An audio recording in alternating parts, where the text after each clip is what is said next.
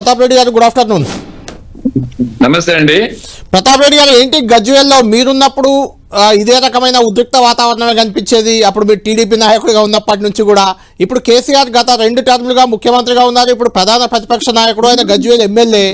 ఆయన కార్యాలయంలోకే నేరుగా కాంగ్రెస్ నేతలు రావడం, రేవంత్ రెడ్డి ఫోటో పెట్టడం, దానిలో తప్పే ఉంది, ముఖ్యమంత్రి ఫోటో పెట్టుకోవాలి అనేది వాళ్ళ డిమాండ్. మీరేమంటారు దీనిపై? నమస్తే అండి.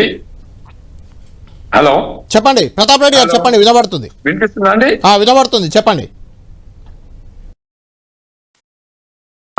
గజ్వేల్ క్యాంప్ కార్యాలయం కదండి, రాష్ట్రం మొత్తం కూడా ఎమ్మెల్యే క్యాంప్ కార్యాలయాలు నిర్మాణం చేసింది కేసీఆర్ గారు. 119 నియోజకవర్గాలలో ఎమ్మెల్యేలకి రెసిడెన్షియల్ హౌస్ నిర్మాణం చేసి ఇచ్చింది ఎవరంటే కేసీఆర్ గారు. ఎమ్మెల్యే క్యాంప్ కార్యాలయం అంటే రెసిడెన్షియల్ హౌస్ అది. అవును. ఒకవేళ ఇక్కడ ఫోటో పెట్టే రైట్స్ కానీ, జీవో కానీ, ఎలాంటి గవర్నమెంట్ కానీ, లేకపోతే ముఖ్యమంత్రి గారు కానీ, ఇంకా వేరే వీధి గుండాలకు కానీ ఎవరు మాట్లాడే రైట్స్ లేవు. ఫోటో పెట్టాలంటే గవర్నమెంట్ ఒక జీవో తీసుకురమ్మని చెప్పండి, లేకపోతే గవర్నమెంట్ ఒక బిల్లు పెట్టి తీసుకురమ్మని చెప్పండి. ప్రతి రెసిడెన్షియల్ కాలంలో రెసిడెన్షియల్ ఎమ్మెల్యే క్యాంప్ కార్యాలయంలో ఫోటో పెట్టాలని చెప్పి ఒక జీవో తీసుకురండి, లేకపోతే బిల్లు పెట్టి తీసుకురండి.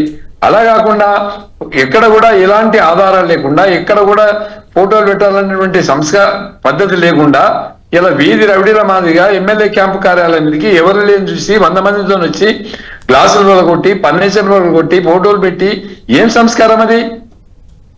ఇలా రేవంత్ రెడ్డి గారు ఆయన ముఖ్యమంత్రిగా ఉన్నారు, ఆయన డెవలప్మెంట్ కాన్సెప్ట్ తీసుకురండి, డెవలప్మెంట్ కాన్సెప్ట్ మీద పోండి.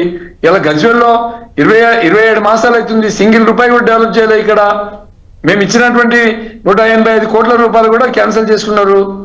అది కాకుండా మేము రోజు ప్రభుత్వం మీద క్వశ్చన్ చేస్తున్నాం, వాళ్ళు ఇచ్చిన హామీల మీద క్వశ్చన్ చేస్తున్నాము.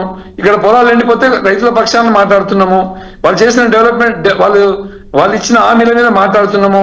వాటిని జీర్ణించుకోలేక డైవర్ట్ పాలిటిక్స్ కోసము మన ఎమ్మెల్యే క్యాంప్ కార్యాలయాలలో ఫోటోలు తీసుకొచ్చి గుండాల మాదిరిగా దాడి చేయడం ఎంతవరకు సమంజసం? అది పోలీస్ వ్యవస్థ ఏం చేస్తుంది? ఇంటెలిజెన్స్ వ్యవస్థ ఏం చేస్తుంది?